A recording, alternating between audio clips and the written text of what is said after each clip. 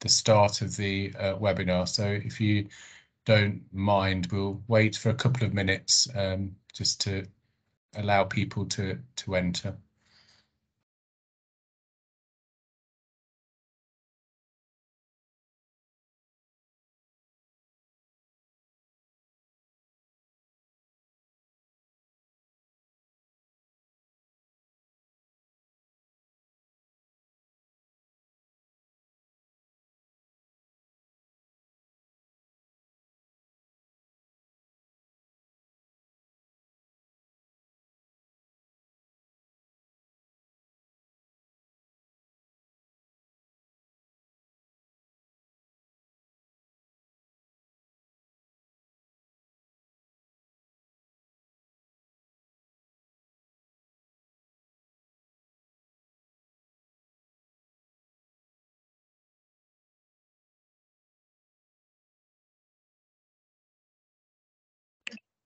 Hi, Simon. Hi, good evening. We'll be starting shortly. Just want to bypass the sudden influx we got last time of people coming in, so we'll start very shortly. Let's give it another minute or so. No problem.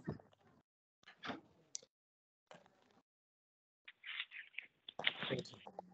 Thank you. Thank you.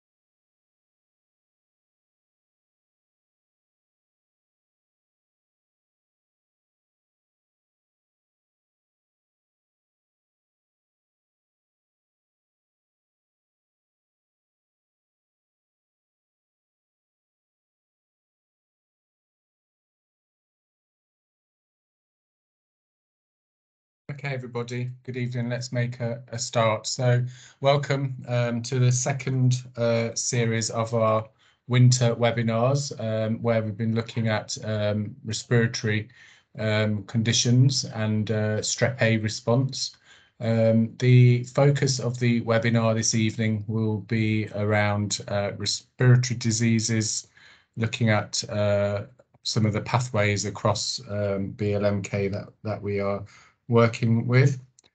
My name is Simon Hardcastle. I'm the Associate Director of Quality and Safeguarding for the Integrated Care Board. I'll just introduce my two supporters and guest speaker for this evening. So, Dr. Cuckoo, do you want to introduce yourself? Good evening, everyone. My name is Dr. Daya Cuckoo. I'm a GP in plastic surgery in Bedfordshire. Thank you, everyone, for joining the webinar. Thank you, Simon. Thank you, Deo. And Abu Bakr?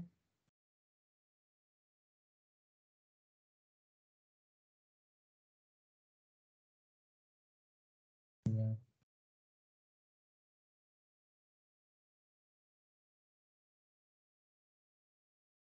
Not sure where he's gone.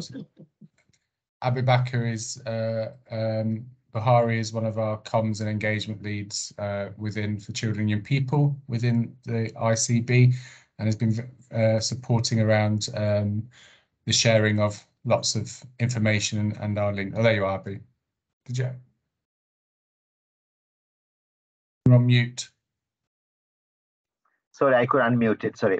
This is Abu Bakr Buhara. I'm working as a comms and engagement person for children and young people service for ICB.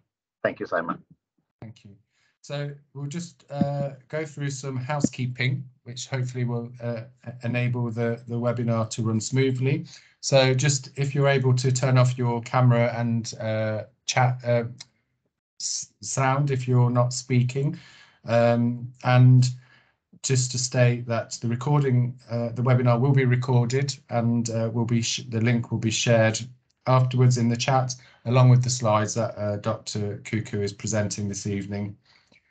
as with the last webinar, if you've got any questions, there will be opportunities throughout the presentation. But if you've got any specific questions, if you please pop them in the chat, Abu Bakr and myself will be monitoring those, and we'll get those ready to share once the main presentation's been delivered.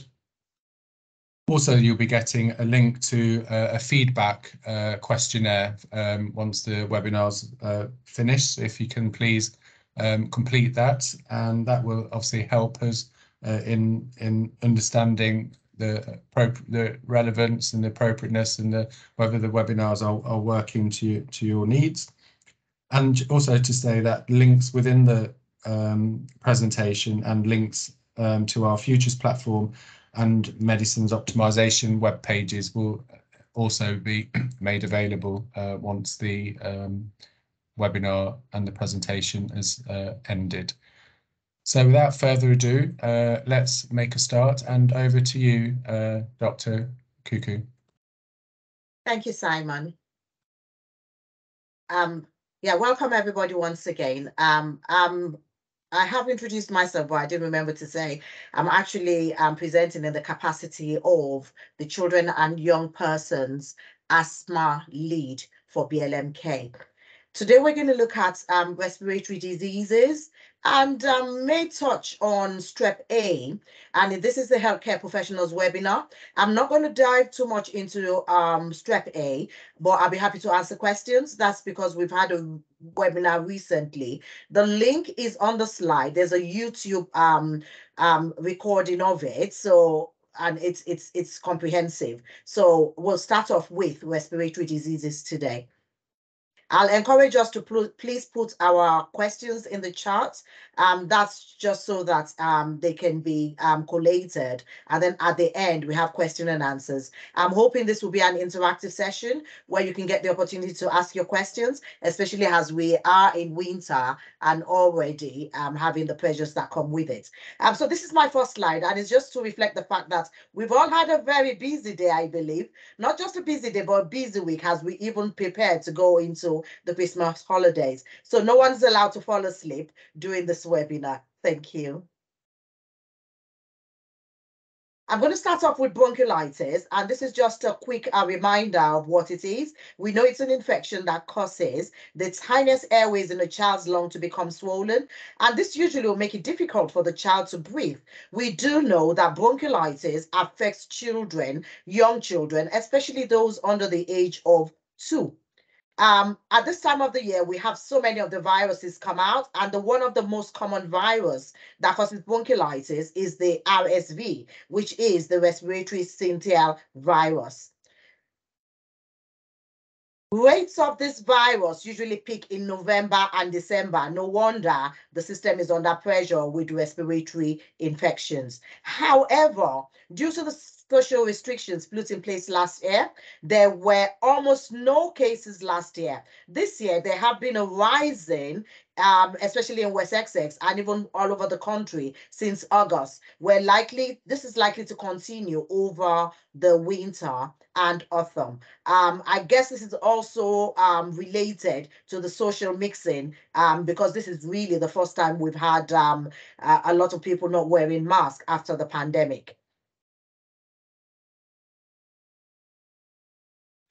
We do know that bronchiolitis usually only causes cold-like symptoms, and our patients will usually present with mild breathing difficulties. They usually breathe faster and noisier. The parents are always very concerned about the noise, which is the wheeze.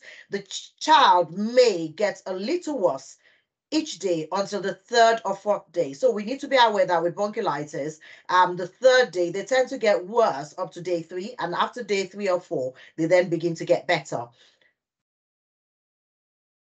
We are aware that there is no specific medical treatment that speed up recovery from bronchiolitis. Most of the time, the treatment is symptomatic. And even though people give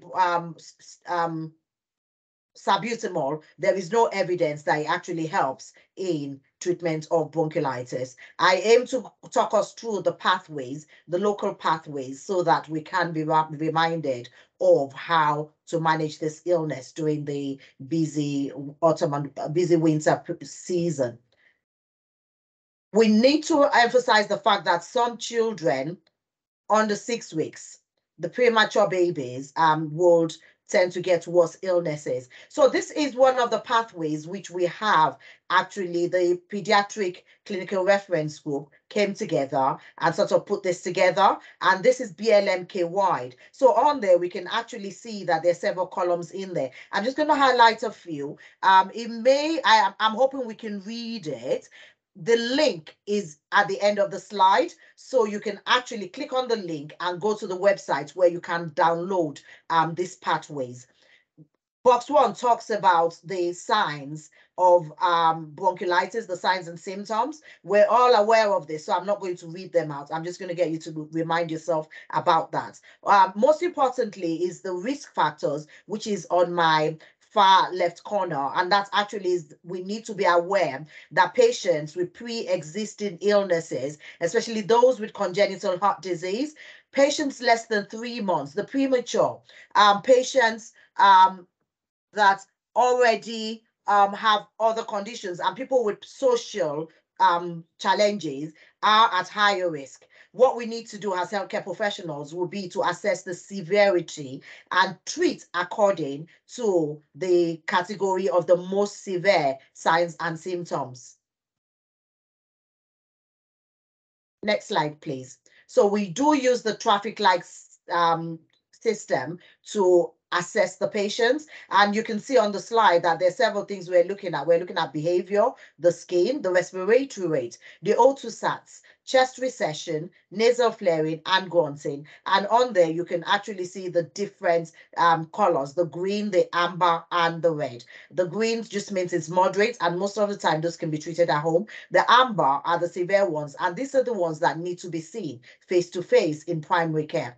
The red ones are the ones that we need to send to secondary care as soon as possible, because they usually would need urgent attention. I'm not going to read out the boxes because we can refer to them later on. I'll draw attention to the oxygen saturation, and it's very important. That's why it's one of the reasons why it's important to see these children rather than have telephone consultations. We can start off with telephone, but for children, it's difficult a lot of times to assess them properly over the telephone. We mustn't forget the fact that we can also use video consultations, but it's highly recommended that we have face-to-face consultations with these children so we can see the amber ones and send the red ones to secondary care for the management. So what you find on the slides is, because it's a BLMK wide pathway, I have put on the slides 3 similar slides, and that's just because as you look at the slide, the last box, you'll see this is labeled Bedfordshire contact details. The slides are the same, the next 3 slides are the same, but at the bottom, which is the yellow, pale yellow box, you can see the Bedford contact numbers, and that's why I've labeled this as Bedfordshire contact details. You can see the hospital number and the blip number, which is usually 605 or 208, and that's why that is. This talks us through the pathway of management for patients. I'll also want to emphasize the fact, you can see it in that same box, where NICE has said that inhalers or nebulizers are not effective for the treatment of bronchiolitis. It's not evidence-based. Thank you. So just as I explained, this is the second of 3. This has the lutein contact details, and it's in the yellow box. That's where you find that. This is the third one, and this is for Milton Keynes. So you find the contact details for Milton Keynes in the same box. What I'm hoping to do today is to run us through the pathways, just flag it up, signpost us, and then I'll stop so that we can ask questions. I think in webinars, it's quite important that we get people to ask their questions so that it is worth your while attending the webinar. Thank you. So this is a page that I really want to draw our attention to. This is an information leaflet that can be given to parents. And I like this page because it's actually got a tick box on there. So that simply means before you, it can be used as a safety netting and also as a guide for the parents. So before we sign them off, it's very important that we actually give this information to the parent or carer. And the important things in there is how to recognize developing red flag symptoms. And it states clearly on there that if there's worsening walk or breathing, especially the grunting, the nasal flaring, and the marked chest recession, then they should seek immediate help. Also, if they're drinking less, we do know that with bronchiolitis, it does affect their feeding as they get into the amber and the red zone. And if they're drinking less than 50 to 75% of normal, or they're not having wet nappies in 12 hours, they should seek immediate attention. If they're apneic or they have blue lips, then they must be seen immediately.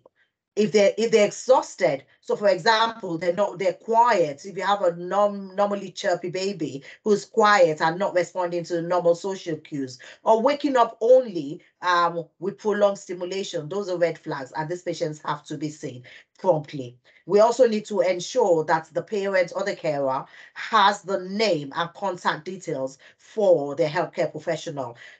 On here, you have the number for the rapid response team. That is for Bedfordshire. And they can also contact that team. That's the community services that are usually quick to see the patients in situations where they cannot get a GP appointment. We would not forget the 111 service, who can now book appointments into GP slots. And there's a bronchiolitis patient information leaflet, which can be shared with us later on. So now we're going to go into acute asthma and the management of wheeze. This is in patients age 2 to 16. Why age 2 to 16? Patients below age 2 are usually not diagnosed of asthma because it's based on how often they get the wheeze. So if they get a wheeze more than 3 times a year, a wheezy episode more than 3 times a year, then you begin to think, could it be asthma or not? But under the age of 2, it's quite tricky to make a diagnosis of asthma. Usually we wouldn't make a diagnosis of asthma until they are an objective diagnosis of asthma until they're over age 5, when they can begin to do the objective test of peak flow, pheno-testing, and maybe spirometry from age 8 to 12. So on here, like I said, I'm not going to go through the boxes individually. I'm just going to draw our attention to the fact that table 1 talks about high risk factors.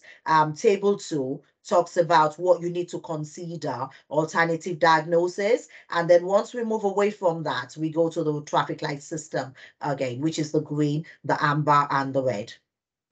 The green will stand for the moderate asthma, while the amber will be the acute severe asthma, and the red is the life-threatening asthma. So like with everything, we do use some parameters to make this assessment. So we're going to, for the talking children, can they complete sentences? Are they able to talk or feed? Also, are they responding? Are they confused? Are they agitated? It is important that we see them, because when we see them, we can listen to the chest and we can pick up red flag signs, things like silent chest, or even if there's decreased air entry with marked wheeze.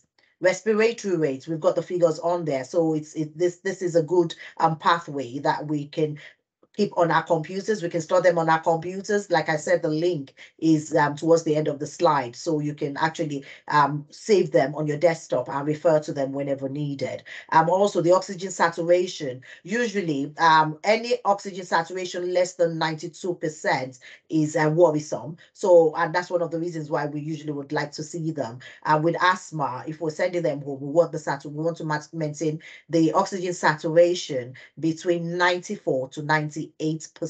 So anything below 92 usually would need immediate attention.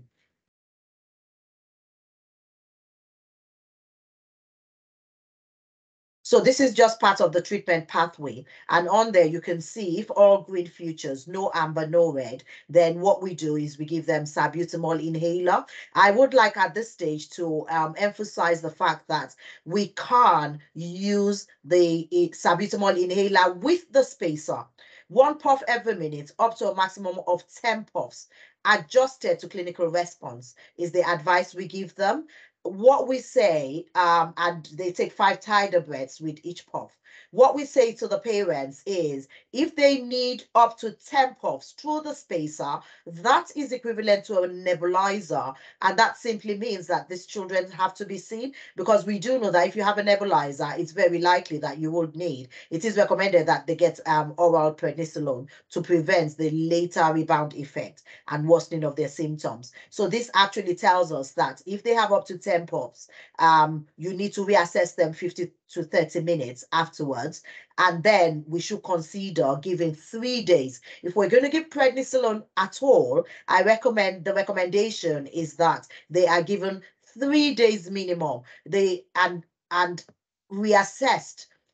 If you give them prednisolone, they should be reassessed within 48 hours. The reason why we need to reassess them is so that we can see whether it's going the right way, whether they're responding to treatment, and whether they need to increase it to 5 days. So the treatment is 3 to 5 days. Most children are fine with 3 days of oral prednisolone, and we usually will give them a dose of 1 to 2 milligram per kilogram. So children under 5 usually would need would need 2 to 5 would usually need 20 milligram. It's also important that when we give them the dose of prednisolone, we give them the right dose. I'll come to that in a minute because we've got it on the table in there. It's important that if their oxygen saturation is low, we give them oxygen via our face masks to maintain the oxygen saturation at 94 to 98%. We can give salbutamol through the nebulizer, but we try not to encourage that, except for the severe asthma, where they're struggling to use the spacer. Using the nebulizer is not an aerosol generated procedure, but it was discouraged during COVID, and we're trying to encourage people to use their inhaler and the spacer rather than going too quickly for the nebulizer. We can see under the amber zone that they can be given salbutamol through the nebulizer. And if they are given that, I have already said we'll have to give them oral prednisolone. Can I encourage us to please give them the start dose? It will be useful for us to have start doses even in our practices, because what we find is a lot of times the parents are given the prescription, the child seems to get better, and so they forget about it. They don't start it till the next day. And I have seen too many patients come back to the emergency services because even though they had the prescription, they did not take it until maybe the day after. Also, I have experience tells me that sometimes they are told, rightly so, that prednisolone is better given in the morning. So parents don't give the prednisolone till the next morning. And by that time, sometimes the patients have had a recurrence of their exacerbation. So yes, we like to give it in the morning, but the start dose usually, it is recommended that they're given within an hour of the nebulizer. I'll leave us to read the rest of the slide later on, and we'll take the questions afterwards. So this table I find very useful because this actually gives us the drug doses. Quite often in practice, I see patients in the out-of-hours service where substandard doses of prednisolone has been given. A few clinicians seem to be concerned about giving high doses.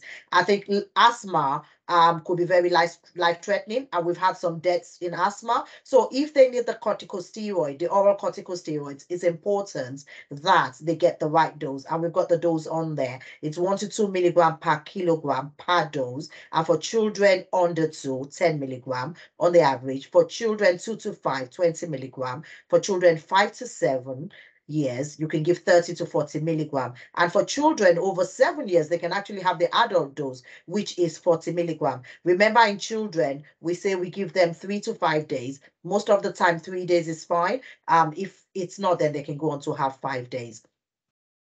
For nebulizers, children under 5, we give them 2.5 milligram of salbutamol, but any child over 5 can be given 5 milligram. I tend to encourage two vials of 2.5 because that way you can nebulize them for a bit longer. So in the services where I oversee, I tend to encourage us to keep the 2.5 milligram vials, and also it minimizes the risk of errors. On there, you've also got the normal pediatric values. I find this very good reference, a very good reference for when you're in that busy clinic and you're thinking, oh, I'm not sure whether this is within the normal range or not.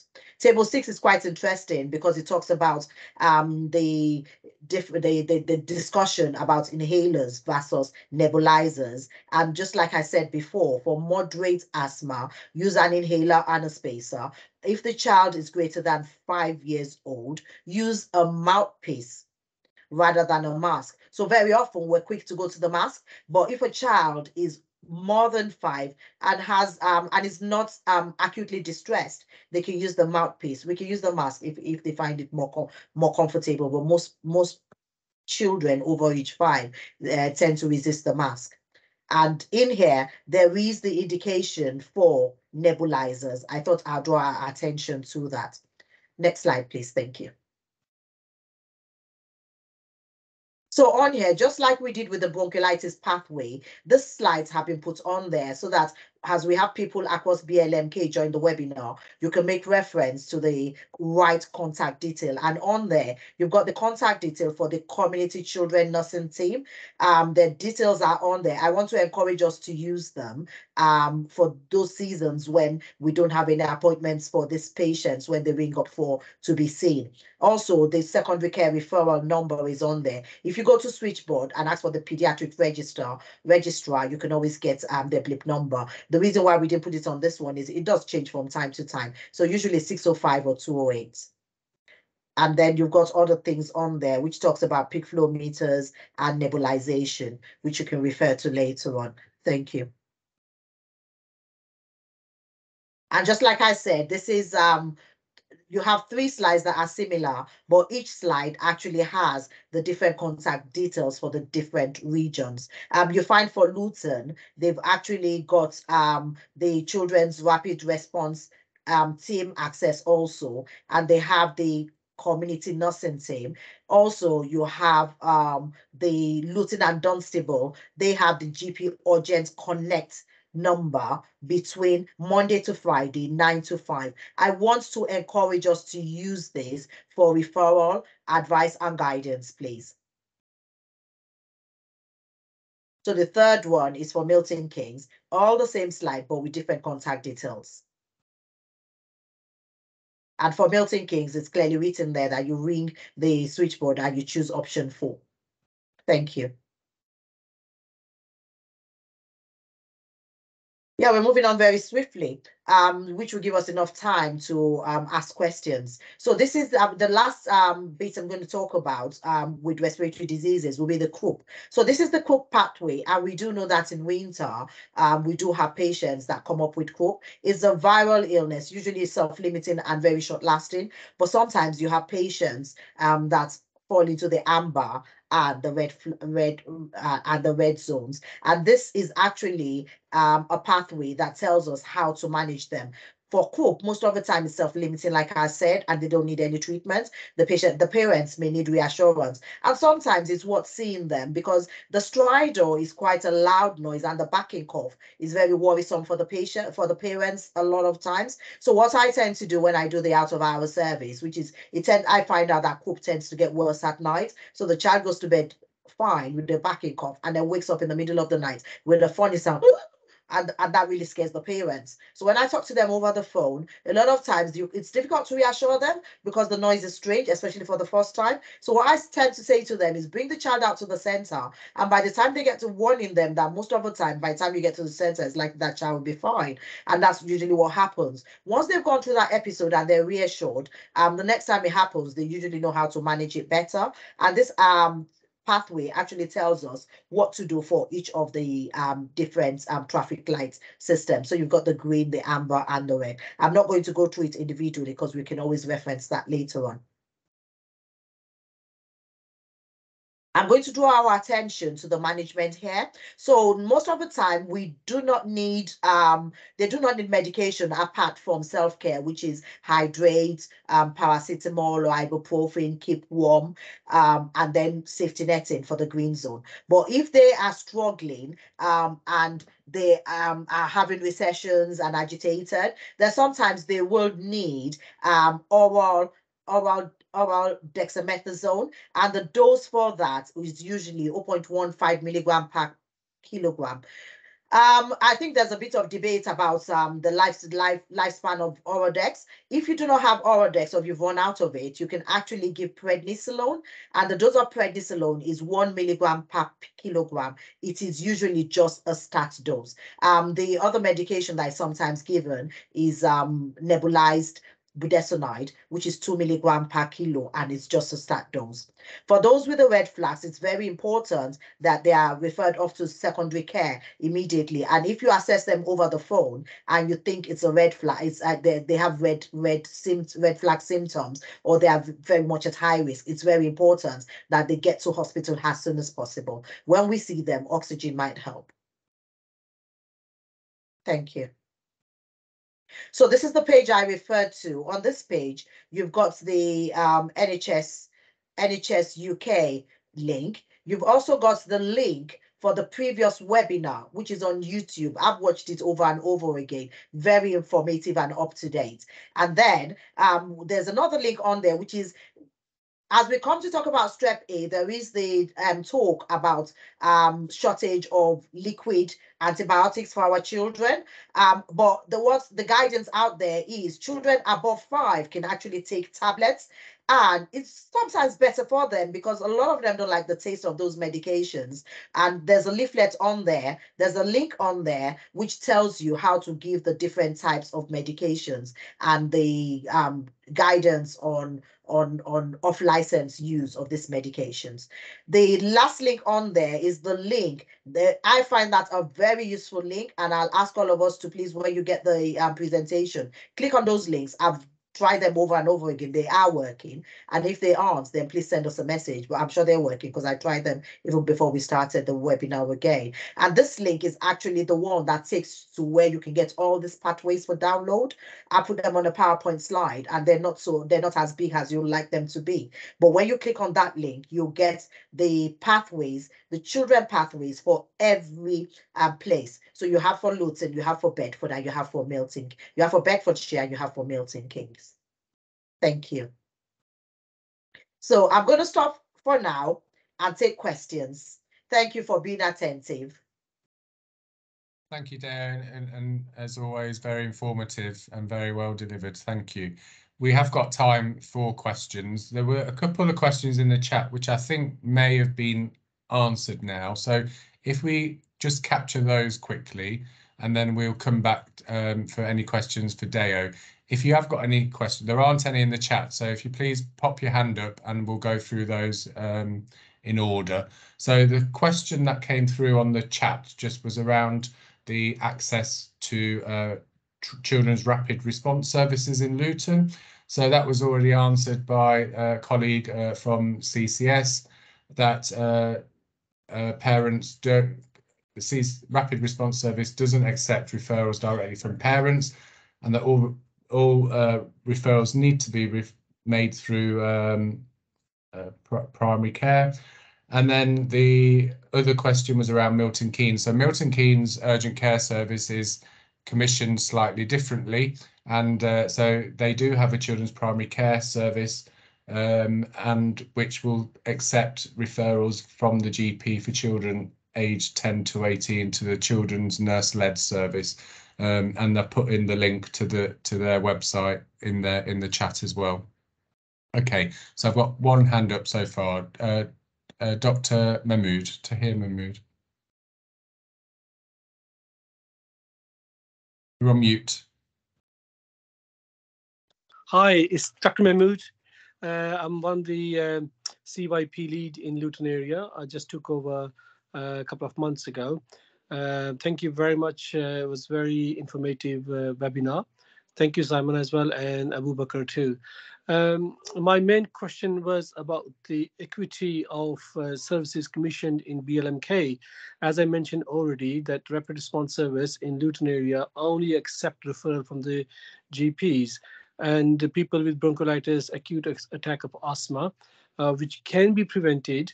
There are only two options for them, either GP or going to hospital.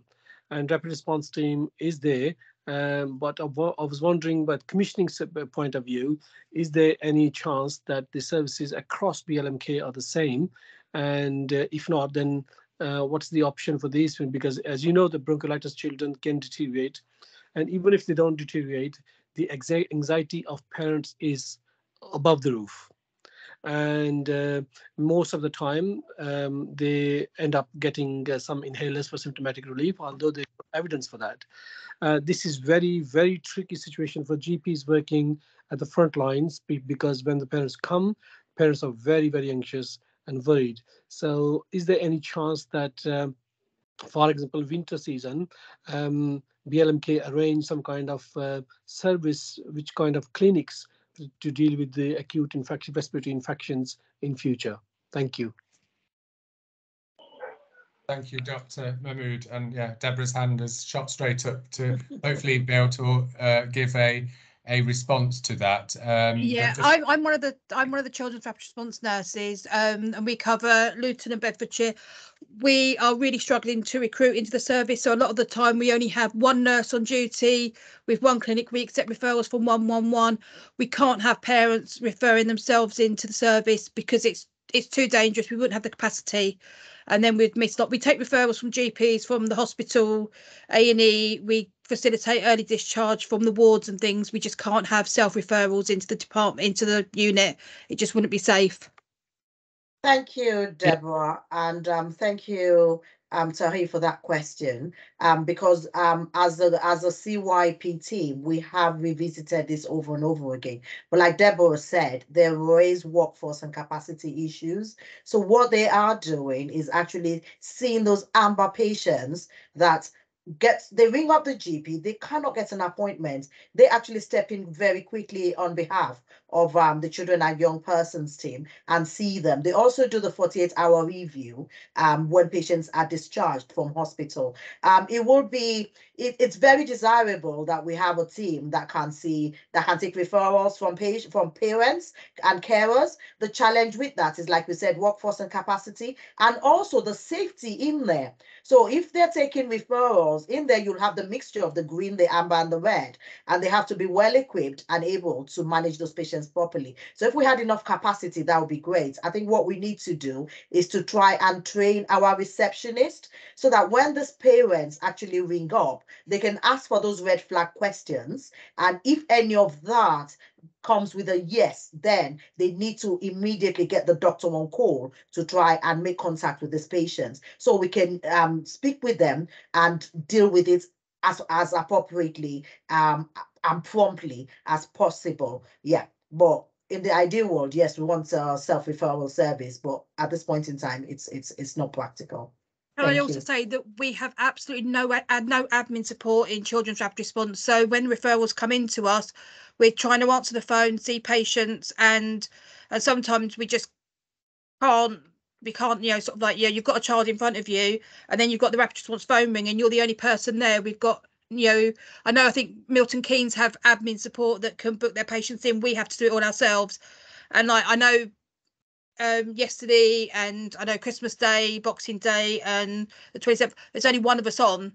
So if we get, if we have parents referring in and days where they're worried, it just wouldn't happen. It would be an unsafe service.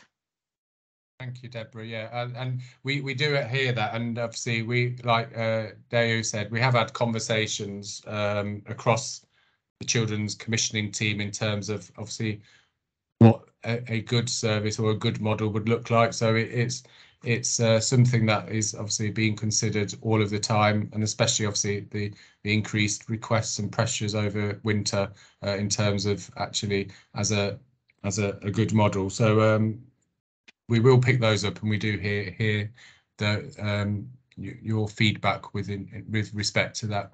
I've got Julie with her hand up next. Hello, thank you for this webinar this evening. It's been very informative. My name is Julie Roy. I'm the head of nursing for East London Foundation Trust for Primary Care.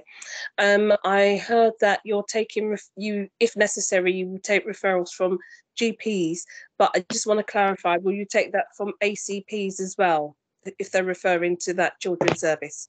Yes, they should. Children's rapid response Thank we take paramedic referrals, we'll take from ACPs if the child's been seen and assessed, they can be referred to us. Yes. Thank you. Thank you. Dr. Mahmood, you had your hand up and it's gone back. Was your question answered? Yeah, just wanted to add what Deborah has said. Actually, Luton been very fortunate that this is the only service in last few years, which was a blessing additional to Luton Primary Care, and we are really proud of Rapid Response team, the way they dealt with it. I remember that when they commissioned this service, and there were 3-4 nurses there, Lynn, and I worked very closely with them and promoted them. Unfortunately, this is the pattern that happening in Luton commissioning side as well.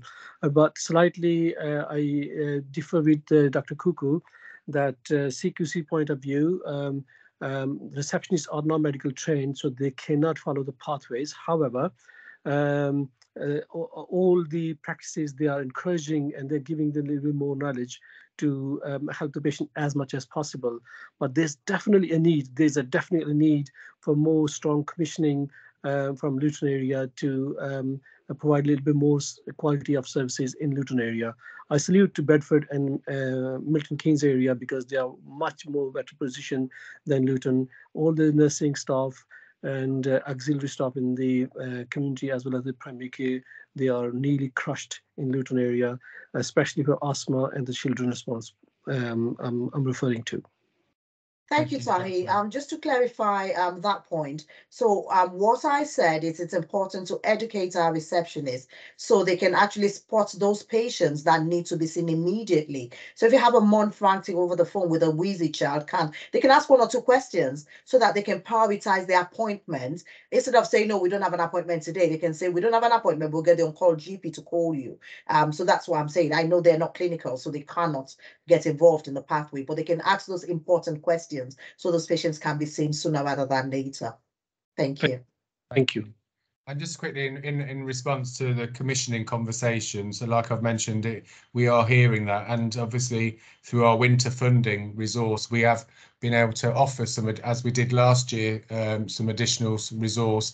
The challenge is the lack of workforce available for those posts. So what we're hearing this year, it's nice to have the money and the additional funding, but we can't spend it because we don't have the people available to who are applying for these posts. And obviously, the some of the challenges in terms of their pediatrics has always swallowed its own and met its own needs through whether that's in acute or primary care services or within community services. And we obviously, pediatric teams will meet all the demands. They will cover the extra shifts. They will do this without any kind of additional support or recognition for that. So it is the challenge isn't necessarily the money. It's the workforce to be able to support that. So we have got some obviously ideas and some kind of things that we would like to approach and consider. So once we're able or in a position to outline and share those, then I'm sure there'll be some good co-production and engagement work in terms of looking or reviewing what those services across Bedfordshire and Luton look like, especially around parity and equal delivery. So, but yeah, we do hear you, honestly. Yeah. There aren't any other hands up or any other questions in the chat. So how do we want to play this? We've got 8:15, so we're nearly up on time anyway. What I can obviously echo, and again, is to thank Sunita. Yeah, just on the back of that conversation about equity resources and support, maybe Simon, you want to talk about the conversation that's ongoing and we'll get to hear more about is the stand-up of respiratory hubs, which will also cover pediatrics and there is some ongoing conversation, but I know it's in development that might also help primary care colleagues under this pressure. But just wanted to kind of just highlight that if that's helpful. Thank you. Yeah, so the development of the hubs is coming. We're waiting for the outcome from the SOP. So many of you or some of you may have been involved in or engaged in reviewing what that standing operating procedure will look like. I have chased that up again today for some feedback in terms of the outcome of that review and when the plans are hopefully going to be communicated and what that service will look like. I think most of it's ready to go, so please watch this space for that, and we'll use this chat function as well as another way of sharing that once it goes live. So I was just thanks, Simon. I was just going to, from a primary care point of view, I know we have varied healthcare professionals on the webinar. So when we talk of the hub, because I know some people might think, oh, which hub is it? Is this biometry hub? No, it's the acute respiratory infection hub that will be taking pressure off primary care, so that patients that will end up in hospital because they can't get an appointment can be seen in these hubs between 1:30 to 6:30 p.m. And like Simon said, more information will be shared once that's been concluded, but it's close to being implemented so that we can reduce the pressure on secondary care and our patients can actually get seen sooner rather than later. Thank you. Thank you. Okay, so let's yeah. Oh, so Abu Bakar's just shared again the link to that were in the slide in Dr. Dayu's slides in terms of the YouTube and video and of the recording of the last webinar and the medicines for children and the link to the BLMK medicines management pages where all of that updated information is shared. So I would like to take this opportunity to thank Dr. Kuku for her presentation and for bringing it together so quickly following the success of the last webinar. And I hope that it has been able to give you with some additional resource and information, an update, kind of what you may already know. We will be sharing a link to the post-webinar questionnaire for your feedback, because obviously we want to ensure that when we put the webinars on that they're reaching the right target and the right people. And if you've got any ideas for any future webinars, again, please pop that in the feedback questionnaire.